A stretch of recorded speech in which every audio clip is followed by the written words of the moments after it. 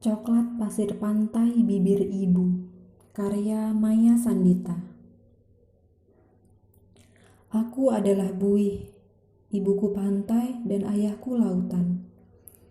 Aku lahir dari gelombang resah yang dibawa ayah, dihantarkan pada ibuku yang setia menunggu hingga lupa ia dengan waktu. Resah ayahku pada ibu adalah rindu yang menggebu, rindu yang berulang, dihantarkan malam yang kembali ke petang. Doa nelayan membubung ke bulan demi ikan-ikan di lautan, lewat jala yang dihamparkan. Ayahku jadi Jibril setiap dingin malam dan di tengah gigil. Wahyu Tuhan yang setiap malam singgah di bulan, selalu ia sampaikan. Kemudian, ikan-ikan tak pernah punah sepanjang zaman. Malam-malam itu pun berganti. Lama-kelamaan, kepulangan nelayan dari lautan bukan satu-satunya yang dinanti. Kapal wisatawan yang berlabuh berbuah berkah dan masalah. Awalnya bibir ibu merekah. Senyum bibirnya berwarna jingga hangat yang pekat. 1-2 kelapa muda jadi hadiah bagi mereka.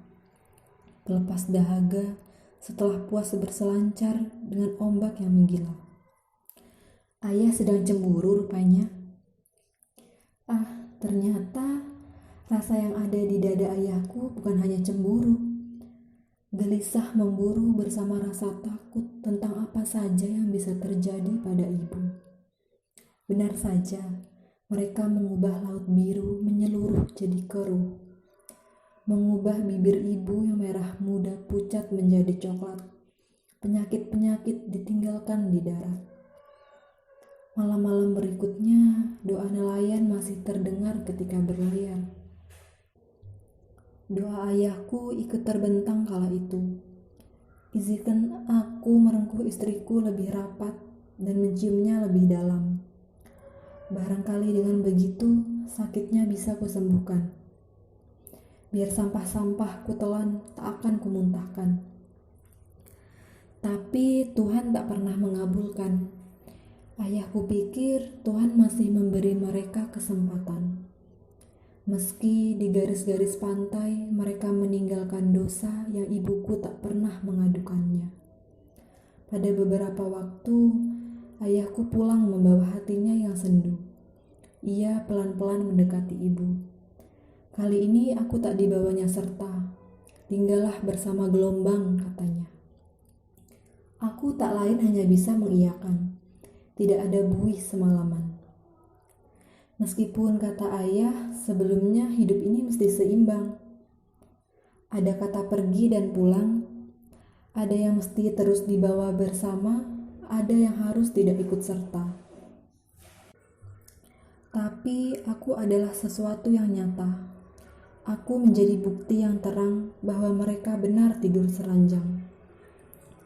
Tapi kadang aku bertanya, sebenarnya ayah dan ibuku ini apa?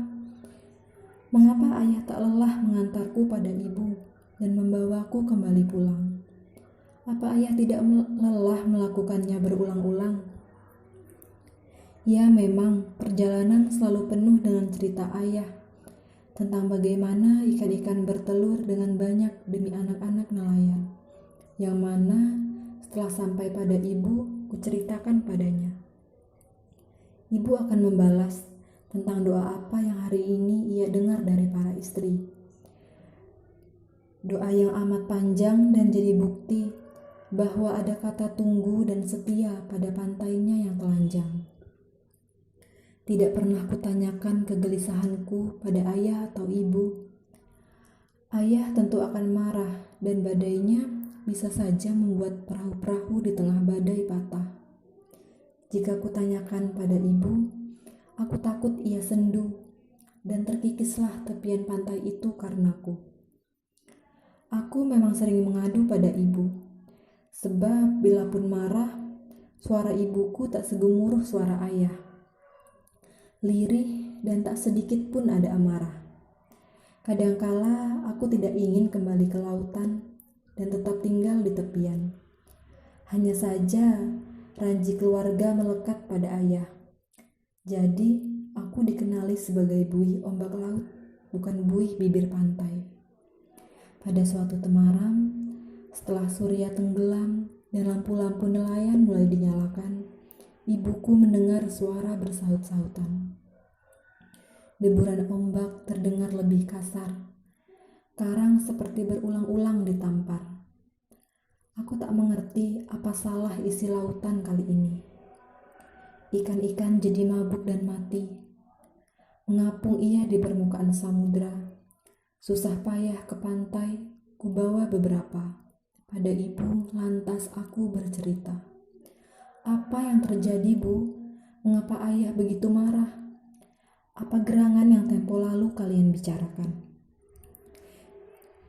Ibuku tak berkata-kata, kecuali hanya desir pasir yang hanya bisa kuseret sebagai air.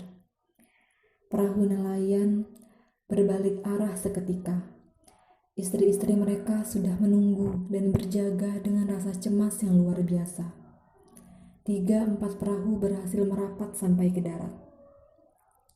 Sementara aku ditarik ayah ulang-alik. Semakin pantaiku cengkram, semakin ayah menarikku dengan geram. Akhirnya habislah seluruh daya. Kubiarkan ayah meluapkan amarahnya. 2-3 jam semua berlangsung dengan kejam. Sampai lelah ayah, malam menjadi tenang ketika badai itu hilang. Ayahku menarik diri jauh sekali. Dibawanya aku serta tentu saja. Lalu aku merasa ayah pergi terlalu jauh. Ibu tentu akan rindu dan aku adalah anak yang menyatakan rindu dengan keluh. Ayah diam. Beberapa jam berlalu, aku mulai dengan keluhku. Ayah masih diam. Kurasa ibu menungguku. Apakah ayah tidak rasakan sepi ibu? Ayah terus saja diam. Pantai semalaman mengering. Pengunjung senang sebab pantai terasa lebih lapang. Mereka merasa biasa. Tak ada yang harus ditakutkan meski sedikit saja. Lalu mereka dengan senang bermain bola sejak pagi hingga siang tiba.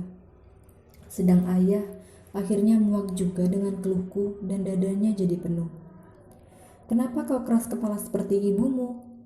Kenapa kau bisa diatur oleh rasa rindu sementara kau tahu itu bisa membunuhmu? Kau lihat bibir ibumu yang dulu merah muda, kini coklat warnanya. Sebab apa? Sebab ia lebih rindu manusia-manusia yang membangun tenda dan menebar sampah di sana. Dari mana ayah tahu jika ibu menyukai semua itu? Bukankah gelombang kau tinggalkan hanya sekali sebulan? Sementara aku mendengar ceritanya yang duka setiap kali aku tiba. Kulihat ayahku hanya sedang ditelan cemburu. Ia tak menemukan ibu yang dulu. Semakin hari ia merasa ibuku tak lagi menantikannya. Sebab semakin ramai manusia memotret kecantikannya dan semakin banyak manusia lain yang tergiur mencicipi bibir pantai yang merah muda. Ayah, kau tahu sejak lama ibuku tak lagi sehat adanya. Apa kau ingat apa yang pernah kau pinta pada Tuhan tanpa penat? Doa ayahku yang pernah terbentang kala itu pulang pada otaknya yang hampir buntu, sebab rasa sayang yang jumlahnya tak terbayang. Tuhan, sungguh aku rindu merengkuh istriku lebih rapat dan menciumnya lebih dalam. Jika ia masih sakit dan semakin sakit, barangkali cara itu sakitnya bisa kusembuhkan.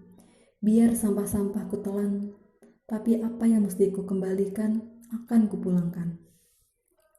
Usai doanya membubung ke angkasa, langit biru berubah warna jadi abu-abu. Nelayan tak jadi mengarah ke sampan. Seolah Tuhan memukulkan tongkatnya ke palung lautan. Retak ia, ayah ditariknya.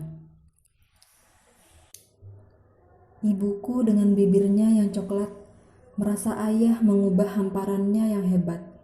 Jadi tiba-tiba berubah sebutan menjadi darat. Angin berembus menyampaikan pesan ibu dengan sangat halus. Obrolanku dengan ayah terus berlangsung ke palung. Ketika sampai pesan itu di telinga ayahku, tiba-tiba ia meledak, keluar dari palung sempit yang sesak. Kali ini, kulihat ayahku seperti lahir dengan sangat besar. Wajahnya murka dan terlihat sangat kasar. Aku berteriak ketika kulihat manusia sudah seperti semut hitam di atas kue berwarna coklat. Ayah mendadak memeluk ibu. Ternyata ia pun tak bisa menahan gelombang rindu dan cemburu. Oleh Tuhan, doanya telah dikabulkan dan